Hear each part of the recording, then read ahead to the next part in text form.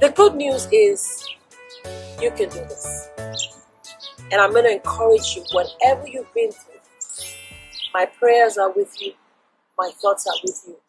Hi, I'm Dr. Rola, clinical psychologist. It's Friday in November and the weather is gorgeous. So I had to be out here to share this with you. This is episode 17 of my self-disclosure series, My Life After Divorce. And I'm going to talk to you today about why I cannot let go of my anger. Why am I having challenges letting go of my anger from my divorce? Before I continue with this topic, I would love you to please subscribe, press that notification bell so that you have immediate access to my videos. I also would love you to follow me on social media at Ask Dr. Rola, AskDrRola. There's gonna be some noise because I'm close to the downtown of my neighborhood, but I'm gonna speak loud and I'm just taking in the weather, and I hope you can take that in with me wherever you are. It is a good day to be alive in spite of all that is going on in your life, in my life, and in the world all together. So I'm excited about this topic, my life after divorce, because it's been an eye-opener for me as I'm sharing it. So when I was starting this series, I had a whole list of ideas as to what I was going to talk about. But as time has gone on, I've also been doing even more of an introspection and asking myself, what does this series mean to me? And what are the things I want to share that are below the surface? Oftentimes, people, including myself, we mask things. And we mask it because in life we don't show our emotions to everybody. But this series has been an eye-opener for me, and it's helped me to remove my own mask. As long as you're not masking in an unhealthy way, it's okay to mask your feelings because not everybody should have access to them. But this series has been an eye-opener for me, so I've been able to unmask and share some of my inner feelings with you. And I hope that as I do so, you can benefit from my life experience, from my recovery journey of being divorced for over 14 years after a 15-year marriage to somebody that I've known since I was in my early teens, at the age of 14 to be specific. How have I healed and how have I taken care of myself emotionally so that I can talk to you today, not just from a superficial standpoint, but really from within my heart, to make you to know that even though life is very difficult, you can heal. And inner work is not easy work, but it can be done. So today is about, so I also want you to, before I go on, I want you to check out my episode 1, some of the early episodes. This is the 17th episode. And I have so much more to share with you. But check out the early ones, especially the first, second episode, and you will see more as to the reason as to why I'm doing this series. But let's go on with this. Why am I still angry and why I can't let go of my anger? Today's episode, I'm going to share some things with you. Number 1, how did I discover anger in my life? How did anger become an emotion that was powerful in my life? I'm going to share that with you. I'm being very vulnerable. Not that I haven't been vulnerable before, but I'm being even more vulnerable, and that's a good thing for me and for you. Number 2, how have I used anger? So let me write number 2. How has my anger evolved? Every emotion we have and the use of it can evolve into something healthy or can devolve into something unhealthy. Number 3, what am I angry about from my divorce? Number 4, how do I use anger? And then I'll find time a little bit to talk to you about some of the signs that your anger is unhealthy and damaging, and some of the signs that the anger that you have is healthy, is positive and constructive. So let's go for it. How did I discover anger as a tool? How have I seen people around me display that from early childhood? One person that demonstrated anger in a way that is not entirely healthy is my daddy. My dad is somebody who left me when I was only 10 years old. But in the years that I lived with him until I was 10, he was actively hands-on parent in my life. If my mother was working, my mother did hotel management, and some of the hotels she was working with were pretty large and they had big events. My dad would shower us. My dad would cook. And if I helped him a lot in the kitchen, he would put an extra piece of meat right under my food. I said, don't let your siblings know. Don't let them know that I'm hiding meat for you. Hands on. He'll tell me when he's getting us ready. Straighten your back so you don't bend over like your mom. So he had all this anger when he was frustrated, but he also had this hands-on connection with me as a child. So that when he left at the age of 10, it was very devastating for me. But he also deposited some things in me. And I probably need to do a video about how I've healed from my father's wounds. It's a big deal. But that was one person that I could see that showed anger. And that was not a healthy kind of anger. Leaving your children, getting mad with the mother of your children and stepping away. So those are some of my early experiences of anger. And then when my father left, I believe my mother showed anger and frustration in a way that was much more constructive. She directed her frustration about what my dad did into raising us. So much that in those days, if people would approach my mom and ask about my dad or something that could have happened, just looking back now, my mother would shut down that conversation in a minute. She didn't go through therapy or anything, but I think subconsciously she knew that in order for her to take care of us, 5 children between the age of 2 and 10, paid for private school, kept a nice roof over our head, and would never allow us to be raised in an environment that was unsafe, physically, mentally. She had to dismiss things that were not going to benefit her and focus on that. My mother did have frustration. She showed it sometimes, but most of the time she was loving, she was sweet, and she was an incredible parent. She continues to be an incredible parent today. So that's somebody else that showed anger.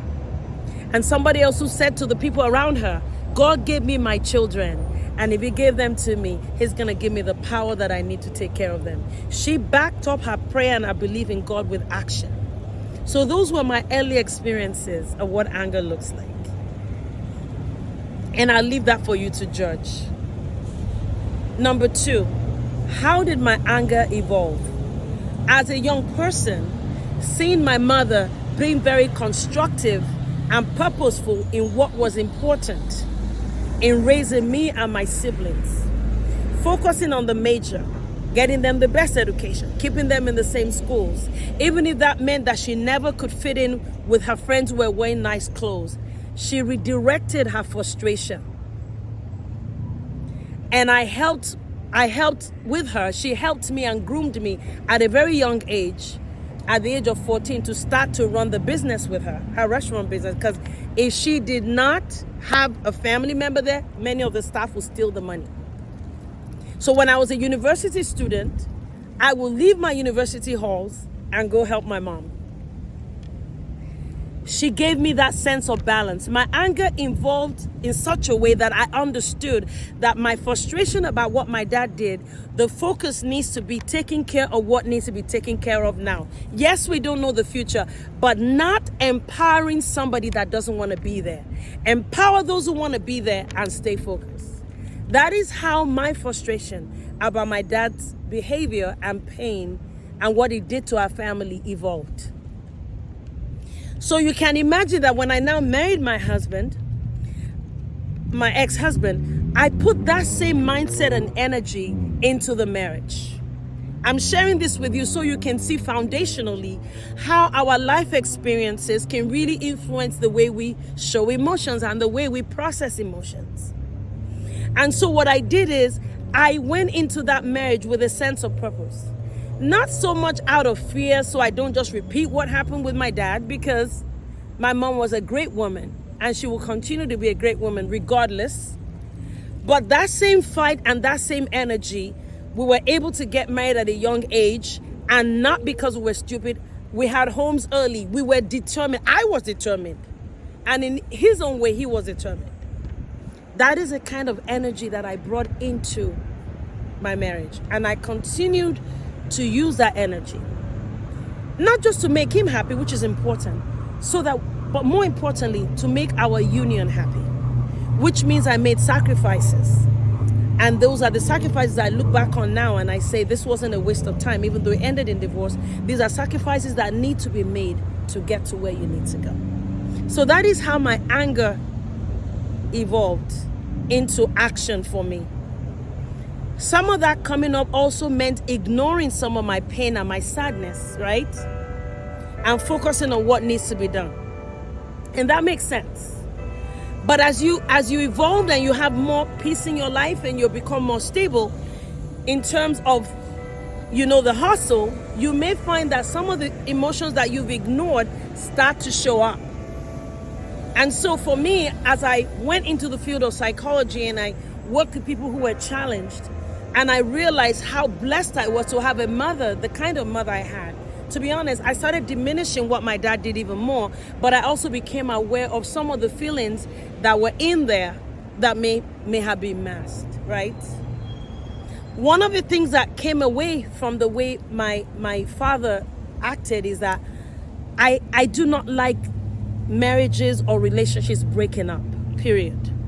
Now, some have to break up because there's danger, I understand that. But across the board, I had this desire and I continue to walk in peace. And that doesn't mean I'm perfect. I like stability. I like mom and dad there. I like things being organized. I don't like chaos. I don't like furniture broken, stuff happening and not repaired. I don't like disorganization. And I can see how the frustration sometimes for that instability I went through in my childhood actually has kind of driven me to become much more sensitized towards things being stable. So that is how my anger evolved. It evolved into action. When my marriage ended after 15 years, can you imagine how much of unmasking that needed to happen? Feelings that were there, and maybe some of them even healed or not having to revisit, those feelings came up. And the divorce activated those feelings. And my God, I was down for a while. I felt really sad and I was tearful. And I had emotions, very strong emotions in time of crying and stuff. But then a day came when anger came back. And this is my discovery thing for after my divorce. And when anger came, oh my God, did it come back strong. It came back so strong, I had to be careful, right? How many people do you know who we all considered self-controlled and together in their lives, in their emotional life? And one day you hear a story about them doing something so dangerous that would destroy their lives, that all the good work they've done is ignored because of that one act.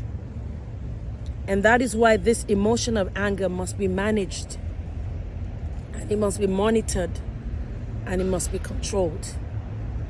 So yes, my anger came, and it came back strong. And let me tell you why I had a lot of anger. The sheer wastage of resources. And I'm not here to minimize money, because by the end of my marriage, I purchased 3 homes. We had done well financially, moving from England and all that. But the resources in terms of energy you put in, the meals that you cooked, the house that you cleaned, the laundry room that you tidied up, whatever, I began to meditate on the extent of my investment. And I'm not here to minimize the other person, but my investment, and I got mad. How dare anybody throw away what I considered so powerful? What I gave of my being, of my heart, was not easy, but I gave it anyway. How dare anybody waste that? It made me mad. Made me really mad. All that time, when you held back and you watched what you said and you apologized, gone. All that time you put money together with somebody and maybe you just had one outfit instead of having 4, wastage. All that time you bought that home with everything you had and you struggled a little bit more to pay the mortgage, wastage. Children growing up in 2 homes. Your purse is here, your bag is there, drama. Going before the court system and a judge telling me how to divide my life. How can you divide my life? How can you reward me? What kind of child support money are you going to pay? Or alimony to pay me for my sweat, for my blood, and for my heart? And I have to be honest, in my heart, I said to myself, to my ex, how dare you? So anger was coming up. My children don't deserve this. A lot of anger. A lot of anger. I remember thinking one time about even the whole idea that 15 years was a long time, but I dare anybody who wants to touch the amount of sweat or blood that I put into that marriage. I don't say that lightly. I put in everything in it. I became angry. But something had to happen with that anger. If not, it could get dangerous. One of the things I did with my anger to kind of tame it served a powerful purpose. And that's what I'm also going to talk about today. Anger is a good emotion if it's used well. It made me feel strong and powerful. It gave the opportunity to reflect on what I have done as a young woman and say, if I did that, then I can do more. This person's decision is not going to nullify and overall minimize who I am as a person, who I am as a woman, and who my children will ever be. Anger gave me a fight. It gave me energy. And it gave me the force that I needed to get myself up from the crying and start moving. How did I tame it? And I'm going to go around this topic a little bit. It may not be as organized as I said it was going to be in the beginning, as I indicated, or it seemed like I prayed. One of the ways I prayed in anger, I recall, even though this might be sacrilegious to some people, is that I felt so empty sometimes spiritually that I would pray about every night for about an hour. And one of those nights when I felt sleepy, I put my feet into a bowl of water so my eyes could stay open, releasing the frustration in the place of prayer. And one of the prayers that I prayed is, Lord Jesus, you are the resurrection and the life. The scripture says that you rose up from the dead and that you have the power to quicken my body and make me do the supernatural. Lord, even though this marriage is dead, even though my divorce decree is here, my life is going to be renewed and better than it was before the divorce. That's a crazy prayer. I know the statistics. I know what divorce does to families. But because of your power and the word of God that I believe in, and the good that I believe I did, reward me and give me a new life. You can sense I'm still angry. I'm not letting go of it. It's kept me alive. It's kept me going. I prayed. Another thing that I did is that I sprung into action about what needs to happen. One of the things that anger does is anger warns you that something is wrong and that you need to be careful. Many times when we're in love, and that's a good thing, we're very laissez-faire, like cavalier in our attitude because you're in love. This person can't harm you, right? But the anger that came from my divorce and from my marriage ending allowed me to be incredibly careful with what I say, with what I do, and how I manage my time. Understanding that not everybody wishes you well. You may wish them well, they all don't wish you well. What does that do? You're not wasting resources I wasn't trying to waste more resources like I've wasted in my marriage. I didn't waste it, but what I mean is the way it ended. I'm not going to just then be throwing my resources, my sweat, my blood to just anybody who shows up, which obviously has affected my decisions even in romantic relationships. Probably the reason why I'm not married now. Because you can't come with a low standard with just anything and I'm just gonna marry you so I can claim I'm married. No, the anger empowers me to where I don't lower the standards, I up the standards, because I have good stock. I do good when I'm in love with somebody, so I'm not gonna take peanuts. It makes me be aware of people that are users who want to take advantage of you because of what you've been through. Anger may be needed sometimes to survive dangerous situations. It can be very emotionally and mentally exhausting and damaging to go to the courthouse. So how did I use anger? I go in there and I approach a judge who is making the decision about how much money I have left now. And I tell myself, you don't even have the power. You have no power to give me my reward for what I've done in this marriage. I told my lawyer, that judge can never mess my life up. The only thing that will mess me up is for my mind to be gone. So sometimes when papers came in through the mail that was dealing with my legal issues, I won't open it for some days. Why? The anger over that divorce is causing me to focus on self-care and keeping my mind right.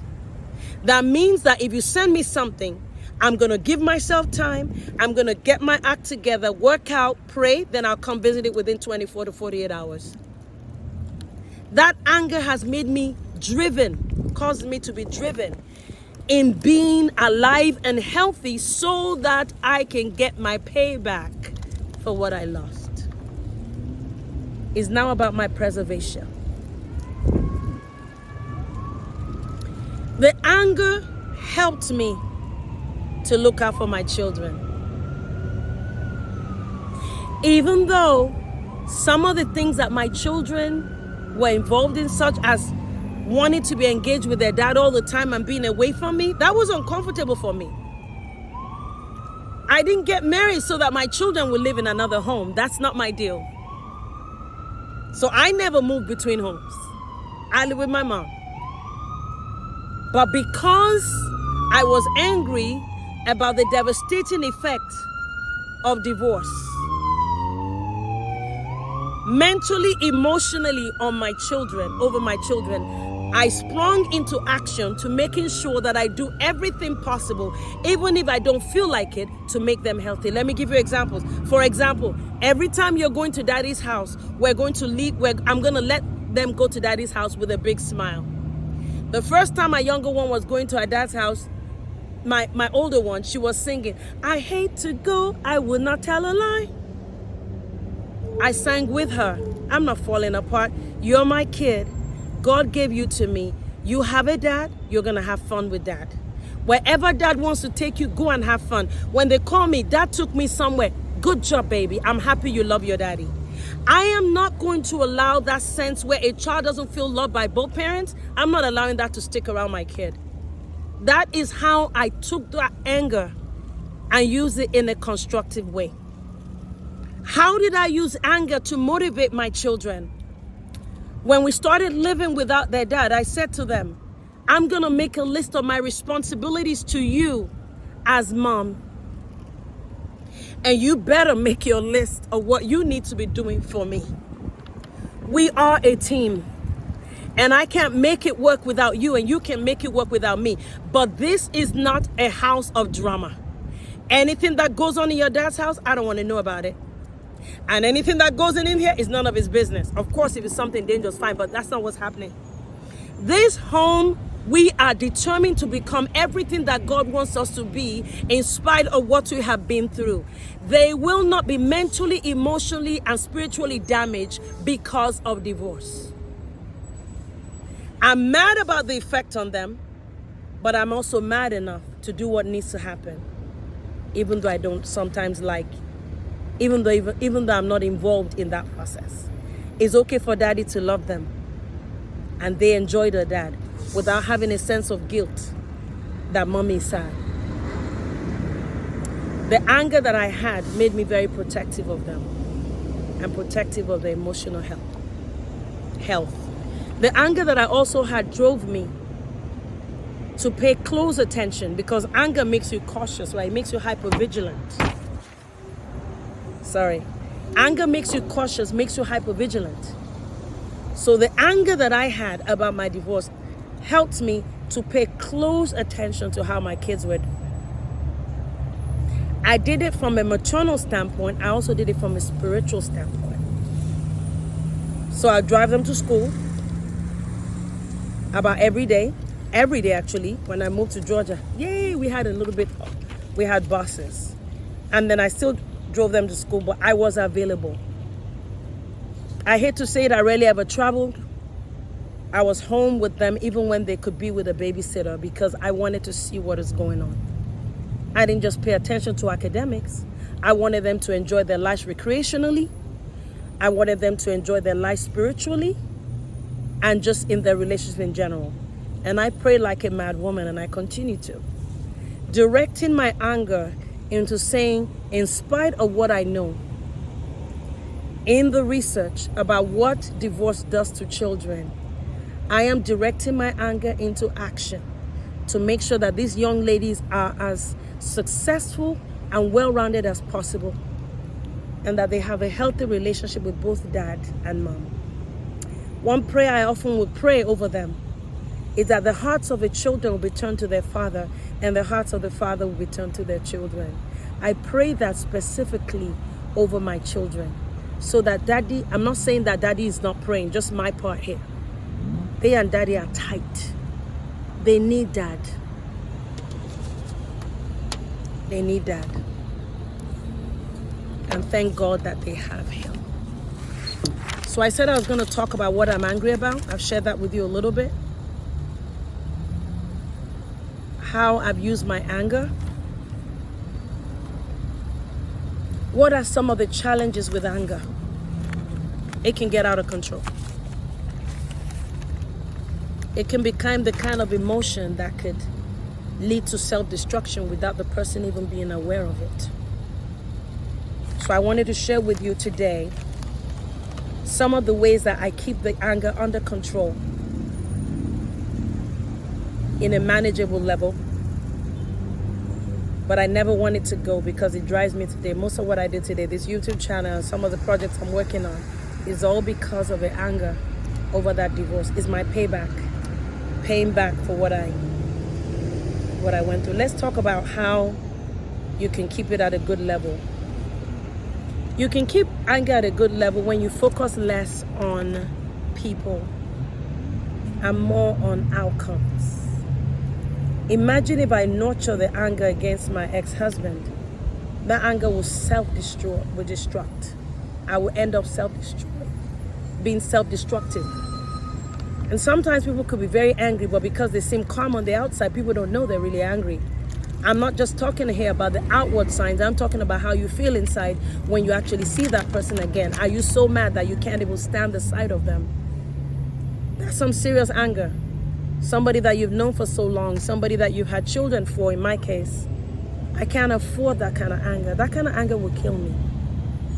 When you love so much and you hate that, if you end up hating that person, that anger is so strong, it's going to kill you. I don't want that kind of anger. So I'm able to see my ex-husband today and not feel that hatred. No. I told God it's never happening. How did I work with that? Sometimes in the early days, I'll get on my knees, I'll pray. I need this thing out of me, God. I need it out of me. I need it out of me. So it's not about him. It's about the situation. The situation is my kids' mental health, their emotional health, their academics, my finances.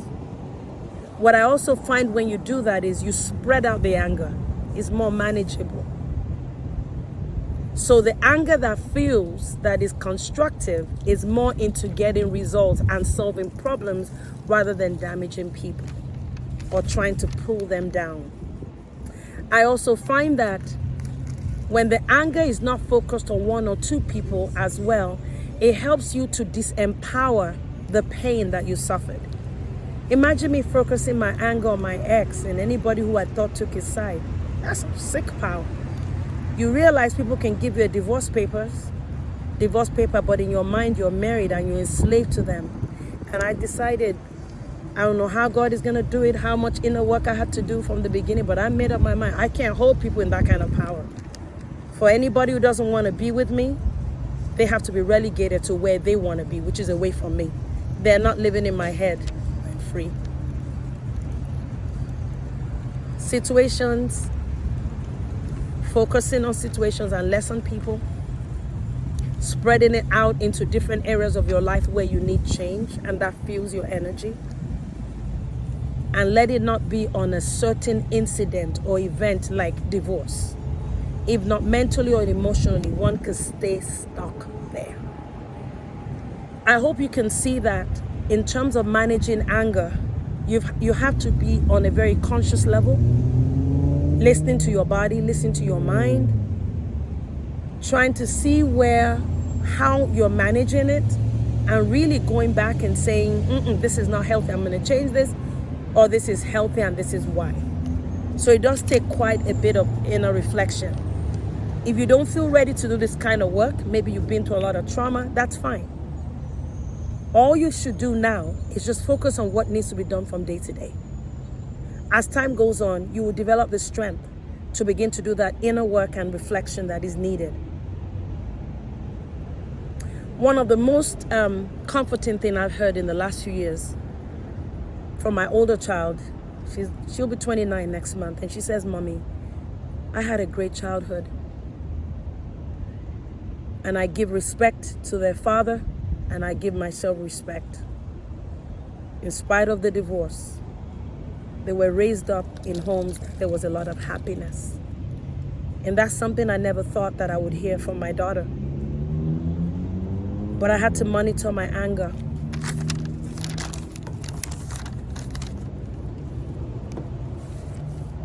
Another way I had to keep monitoring my anger is when I feel anger, I ask myself, what emotion should I truly be feeling?